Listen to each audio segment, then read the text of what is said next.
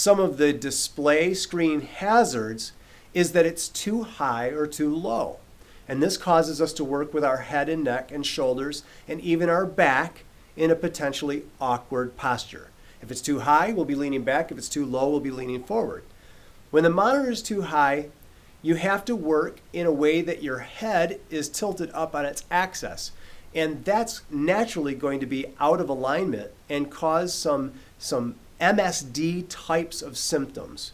So working in these awkward postures is definitely not good, even in a short term. I mean short term being 10, 15 minutes, let alone you could imagine hours of programming, hours of data entry. So those prolonged periods are what's going to build up over time and cause those muscles to have some real problems, along with even the vertebral discs starting to show signs and symptoms of that stress as well. Some of the possible solutions would be that the top of the monitor should be at or slightly below the eye level. So we're talking about a monitor top that's just about at eye level. The center of the computer monitor should normally be located 15 to 20 degrees below the horizontal eye level. And the entire visual area of the display screen should be located so that the downward viewing angle is never greater than 60 degrees when you're in any of the four postures we talked about.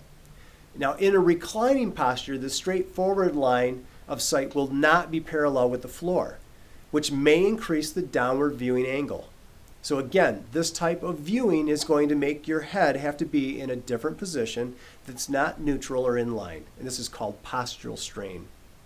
Using very, very large monitors also may increase the angle. Now, we'd think that that would always help, but in certain cases, if your monitor is too large, you still may do like the IMAX theater thing where you have to look around the screen to see the object that you're trying to find. So remove some or even all of the equipment and then make sure on the monitor that you're looking at, that's where you're going to be able to stay in a neutral position. Generally, placing the monitor on top of the computer case will always raise it too high. But for all of the tallest users, it may be exactly what you need to fix the problem. So elevate your line of sight by raising your chair. Be sure that you have adequate space for your thighs under the desk and that your feet are well supported. For those of you that wear bifocals, typically view the monitor through the bottom portion of their glasses is the norm. This causes them to tilt their head backwards to see a monitor that may otherwise be appropriately placed. As with a monitor that is too high, this can definitely fatigue your muscles that support the head. Some possible solutions include lowering the monitor, even if this means going below the recommendation. Remember, common sense is still probably going to be key in many of these situations. So if you lower that monitor, you can then maintain an appropriate neutral neck position while viewing your screen out of the lower half of your glasses. If you have to, even tilt the monitor screen in an upward fashion so that it is more parallel to your viewing posture of your face. You could also raise the chair height until you can view the monitor without tilting your head back. Now let's talk about potential hazards in viewing the monitor for too long a period of time. It causes eye fatigue and dryness, and that probably goes without saying. Anybody who's watched a movie or has worked on a project on a screen for any given amount of time knows exactly what I'm talking about. We oftentimes blink less while we're viewing a monitor.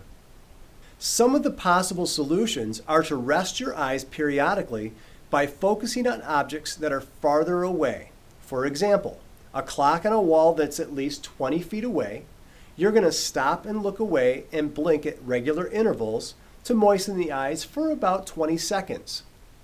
Alternate duties with other non-computer tasks such as filing or phone work or customer interaction to provide periods of rest for the eyes is always a good idea. Another potential hazard for monitors are if they're tilted significantly one way or the other, they could develop some type of glare, and that could also then distort the objects on the screen, making them difficult to read. When the monitor is tilted back, overhead lights create that glare as well as the sun could create that glare. And this can all result in eye straining and then sitting in an awkward posture just to avoid the eye glare.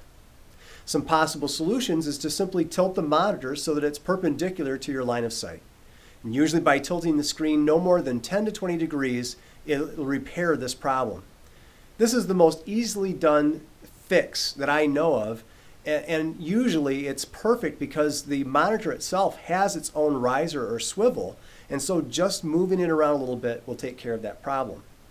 A temporary solution involves tilting the monitor back slightly by placing a simple book or something under the front edge. The monitor support surfaces should allow the user to modify viewing distances and be able to tilt or rotate the angles if you need to.